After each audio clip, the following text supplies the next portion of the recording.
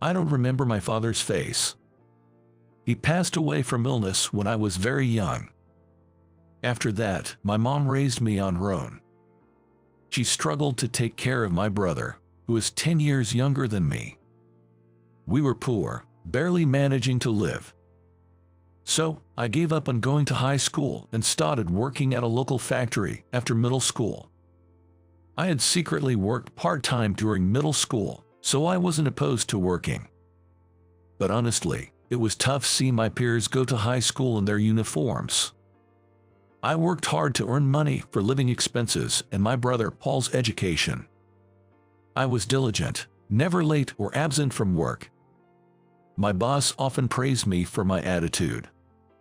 It's really encouraging to see a young person like you never being late and working so hard. You might feel unwell sometimes, right? But still, you don't come in late or miss a day. It's not easy to work steadily every day like that.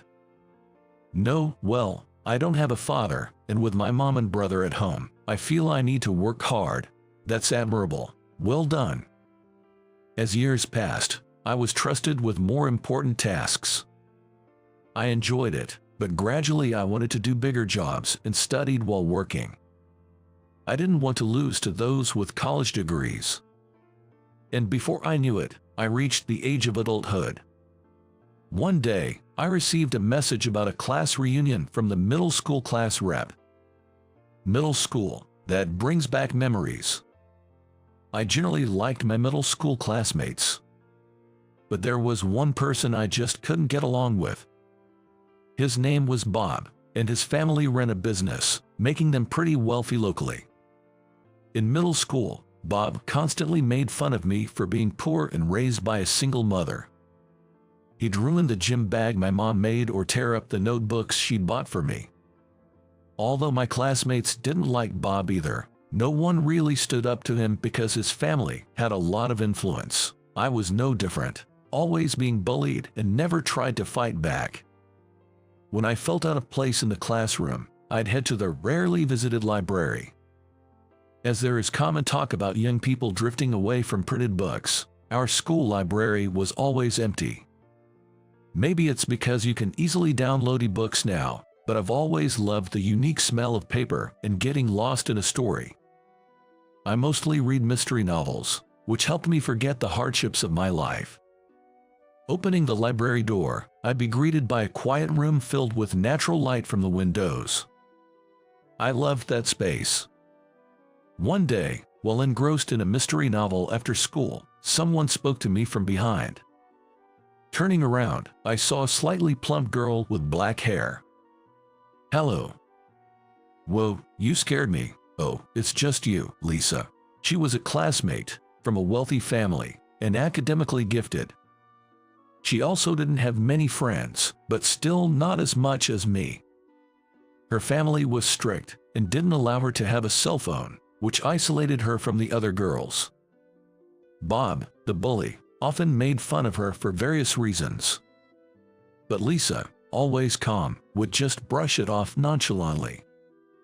"You're in the library committee, right, Lisa?" "Yay, that's right. Sorry for startling you, I didn't mean to intrude." She showed her tongue playfully. "Don't worry, you're not bothering me. You're organizing books, right? Hey, you can't reach the top shelf, can you? Want me to put the books back for you?" No, it's okay. Really." Seeing her struggle to reach while standing on tiptoes, I went behind her, took the book from her hand, and placed it on the top shelf. "See, it's easy when I do it." "Thank you." Lisa blushed. Lisa sometimes turned red like this, and it became a reason for Bob and the others to tease her. Somehow, I felt an affinity with her, as she was also harassed by Bob. She continued trying to reach the top shelf, stretching herself. I took the book from her again and slid it into the top shelf. Then, Lisa bowed to me and said, "Thank you." "No problem, you're welcome." It's rare to be thanked by a classmate, so it made me kind of happy. Lisa, looking a bit shy, suddenly offered me a book. "Here, if you like, give this a read. It's my recommendation. Just came in, so it's still new and clean." Lisa smiled warmly. It was the mystery book I had been curious about. "Huh, Lisa, you like mysteries too?" "Yeah," surprised. "Let me know what you think when you're done." Then, I got a stamp on my library card at the counter. During my boring middle school days, the only noteworthy episode was my interaction with Lisa. As we talked more in the library, I realized she also felt left out in the classroom. Two outcasts in the class, perhaps just licking each other's wounds.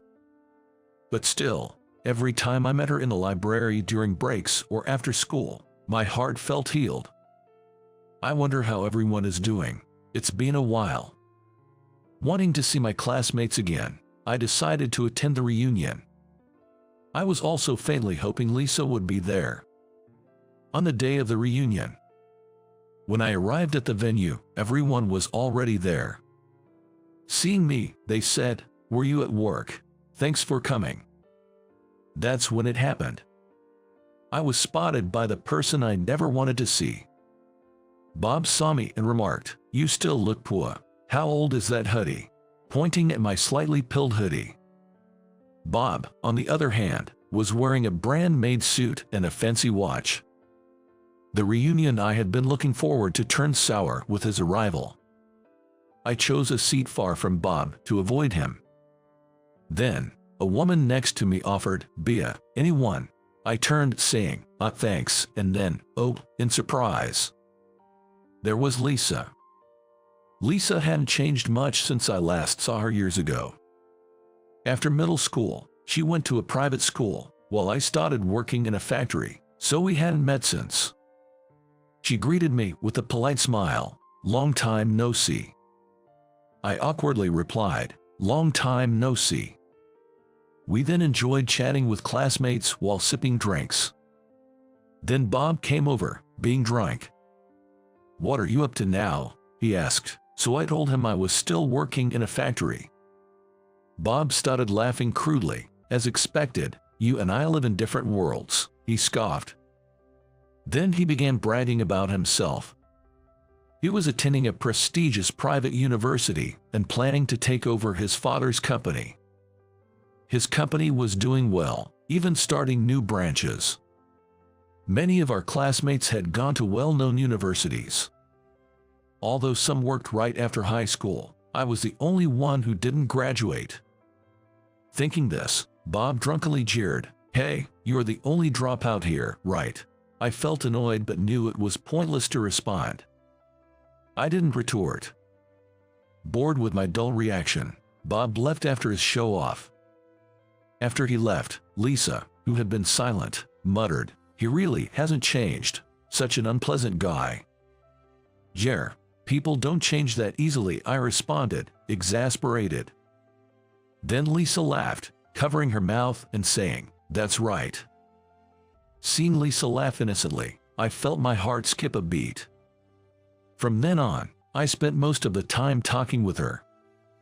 I hadn't thought much of her in middle school, but now, talking to her felt strangely comforting. After the reunion, Lisa and I kept in touch. She attended one of America's top universities and dreamed of starting her own business. Interestingly, Lisa's father also ran a company, which used to be smaller than Bob's but have grown significantly thanks to his efforts. Since then, we started not only keeping in touch but also meeting frequently. Gradually, we were naturally drawn to each other, and I confessed my feelings, which led to us dating. Our dates were often in parks, and we didn't spend much money. I thought she was being considerate of my financial situation, but it turned out Lisa herself wasn't interested in lavish meals or luxury goods. I think that modesty is one of her best qualities. Years passed, and Lisa graduated from college. We were still going strong as a couple. After graduating, Lisa joined her father's company. She worked hard every day, despite being busy. Then, one day, she made a surprising proposal. "My dad really wants to bring you into the company. What do you think?" Lisa's father, President Nelson, knew I was self-studying business management and wanted to work in a bigger company, so he offered me a position. Also, he was impressed by my record of no tardiness or absences since middle school. Apparently, Lisa's company had trouble retaining new employees, who often started with enthusiasm but later missed work for trivial reasons. I immediately accepted Lisa's invitation. I felt sorry for leaving my old job, but my former boss encouraged me, saying, "Go for it if that's what you want. We're all rooting for you." Soon, I joined President Nelson's company as a new employee, working alongside Lisa. Their office work was different from the factory, and initially, I made many mistakes. But my colleagues, all kind people, patiently taught me. About a year later, as I was getting used to the job, an unexpected person visited the company. "I'm here from Map Trading. Thank you for your having us." "Wait, Bob." It was a classmate from middle school. "Why are you here?" Bob exclaimed, forgetting the presence of the president. He seemed to know the company was run by Lisa's father, but didn't expect me to work there. Bob looked worn, and his suit was slightly shabby. It seems that Bob has visited this company to negotiate a deal. Bob had been entrusted with the negotiations by his father, the president of his own company. President Nelson coldly told him, "Who are you to address my employee that way?" The staff gave Bob disapproving looks. As if Bob thought it was a bad idea, he immediately said, "I apologize for what I've said. We were old friends," and bowed his head, but President Nelson frowned. President Nelson knew about Bob's past disdain towards me, probably told by Lisa. Despite this, he had invited Bob for his persistence in business outreach, willing to do business if he sensed sincerity. I guess he wanted to separate his work and personal feelings. But Bob's blunder led to him being quickly dismissed. "Excuse me," Bob said as he left. After he left, President Nelson muttered, completely out of place, making Lisa and me burst into laughter. Later, I heard a rumor that Bob didn't become president, replaced by a more competent employee, leading to his fallout with his father and quitting his job. Frustrated by the situation, Bob broke off relations with his father and started working at a different company. However, he couldn't stand working under someone else and quit soon after. I don't know the details about his life after that, but it didn't seem like he was living well. Hearing this story made me feel relieved.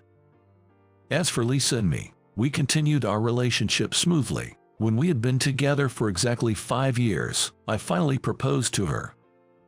Though I couldn't afford an expensive ring since I was still supporting my family and my brother's education, Lisa teared up and said thank you, holding my hand and saying, "Let's be happy together."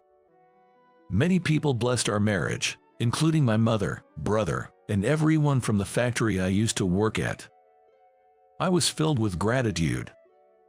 President Nelson told me, "I want to ask you to continue to take care of Lisa," which made me feel tense. Thus, we submitted our marriage registration and became husband and wife. We're now preparing to start a business together. We plan to create a space like a library filled with our favorite mystery novels. I expect we'll face many challenges ahead, but I'm sure we can overcome them together with Lisa. I vowed in my heart to be happy with my beloved Lisa.